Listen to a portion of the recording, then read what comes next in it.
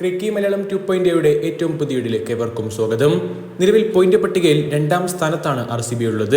കളിച്ച 11 കളികളിൽ 8 വിജയം 3 പരാജയം. ഒന്നാം സ്ഥാനത്ത് ഗുജറാത്ത് ടൈറ്റൻസ് 16 പോയിന്റുകളുമായി നിൽക്കുമ്പോൾ അത്രയും കളികളിൽ നിന്ന് തന്നെ അത്രയും പോയിന്റുമായിട്ട് തന്നെയാണ് RCB രണ്ടാം സ്ഥാനത്തുള്ളത്. തീർച്ചയായിട്ടും ഇനി ഒരൊറ്റ മത്സരം കൂടി വിജയിച്ചാൽ RCB 100% പ്ലേ ഓഫ് ഉറപ്പിക്കുകയും ചെയ്യും. അതെ, RCB നിലവിലെ സാഹചര്യത്തിൽ പ്ലേ ഓഫിലേക്ക് എന്തായാലും കടക്കുമെന്നുള്ള കാര്യത്തിൽ തർക്കമേ ഇല്ല. പക്ഷേ ടോപ്പ് 2-ൽ ഫിനിഷ് ചെയ്യണം. അത് തന്നെയാണ് ക്യാപ്റ്റൻ രജിത് പട്ടിദാറും പറഞ്ഞിട്ടുള്ളത്.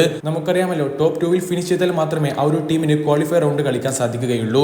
അതുകൊണ്ടൊക്കെ തന്നെ ആദ്യ 2 സ്ഥാനങ്ങളിൽ ഫിനിഷ് ചെയ്യുക എന്നുള്ളതാണ് ഇപ്പോൾ പോയിന്റ് പട്ടികയിൽ മുൻപന്തിയിൽ നിൽക്കുന്ന ഓരോ ടീമുകളും വല്ലാതെ ആഗ്രഹിക്കുന്നതും. തീർച്ചയായിട്ടും ഇനിയുള്ള ഓരോ മത്സരങ്ങളും ടോപ്പ് 2-ൽ ഫിനിഷ് ചെയ്യാൻ RCBക്ക് നിർണായകമായിട്ടുള്ള പോരാട്ടങ്ങളാണ്. അങ്ങനെ തന്നെയാണ് എല്ലാ ടീമുകളുടെയും സാഹചര്യവും. പക്ഷേ ഇപ്പോൾ RCBയുമായി ബന്ധപ്പെട്ടിട്ടുള്ള ഹാൻഡിലുകളിലൂടെ ഒരു സുപ്രധാന വാർത്ത പുറത്തേക്ക് വരുന്നു. റിക് ട്രാക്കർ അടക്കമുള്ള മാധ്യമങ്ങൾ ഈ ഒരു വാർത്ത പുറത്തുവിട്ടിട്ടുമുണ്ട്. മറ്റൊന്നുമല്ല, ഫിൽസാൾട്ടിന് വൈറൽ ഫീവർ ആയതുകൊണ്ടാണ് കഴിഞ്ഞ 2 മത്സരങ്ങൾ കളിക്കാൻ സാധിക്കാതെ പോയിട്ടുണ്ടായിരുന്നത്. പകരം ജേക്കബ് ബെത്തലായിരുന്നല്ലോ കളിച്ചിട്ടുണ്ടായിരുന്നത്. മികച്ച പ്രകടനം തന്നെ ബെത്തൽ കാഴ്ചവെക്കുകയും ചെയ്തിട്ടുണ്ട്.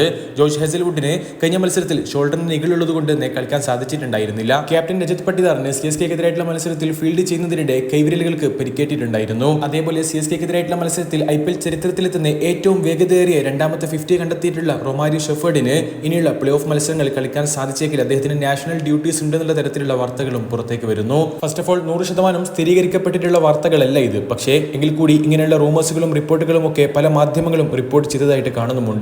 സോ RCB സംബന്ധിച്ചിടത്തോളം ഒരല്പം ആശങ്കപ്പെടുത്തുന്ന വാർത്തകൾ തന്നെയാണിത്. പക്ഷേ RCBയുമായി ബന്ധപ്പെട്ടിട്ടുള്ള ഒരു സുപ്രധാന ഹാൻഡിലായിട്ടുള്ള RCB എക്സ്ട്രാ പങ്കുവെക്കുന്നത് ജോഷ് ഹെസൽവുഡിന്റെ ഷോൾഡറിന്റെ പരിക്ക് മാറിയിട്ടുണ്ട് എന്നുള്ളതാണ്.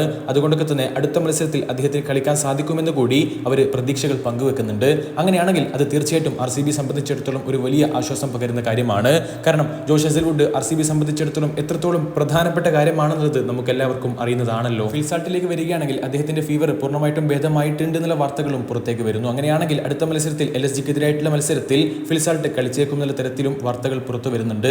അങ്ങനെ വരുമ്പോൾ ജേക്കബ് ബെത്തലിനെ പുറത്തിരുത്തിക്കൊണ്ട് വീണ്ടും ഫിൽസാൾട്ടിനെ തന്നെ പരീക്ഷിക്കുമോ RCB എന്നുള്ള കാര്യവും കണ്ടറിയേണ്ടതാണ്. കൈവിരലുകൾക്ക് പരിക്കേറ്റിട്ടുള്ള RCBയുടെ ക്യാപ്റ്റൻ രജിത് പട്ടിദാർ അടുത്ത മത്സരത്തിൽ LSGക്കെതിരെ കളിക്കുമോ എന്നുള്ളത് കണ്ടറിയേണ്ടതാണ്. സംശയകരമാണ്. തീർച്ചയായിട്ടും ഒരു മുൻകരുതൽ എന്ന രീതിയിൽ അദ്ദേഹത്തിന് വിശ്രമം അനുവദിച്ചാലും അത്ഭുതപ്പെടേണ്ടതില്ല.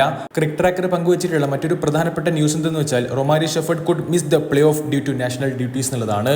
അങ്ങനെയാണെങ്കിൽ അത് തീർച്ചയായിട്ടും RCBക്ക് ഒരു തിരിച്ചടി തന്നെയാണ്. നിങ്ങളുടെ അഭിപ്രായങ്ങൾ ഏതായാലും രേഖപ്പെടുത്തുക. അടുത്തൊരു വീഡിയോ വീണ്ടും കാണാം. ചെറിയൊരു ഗുഡ് ബൈ.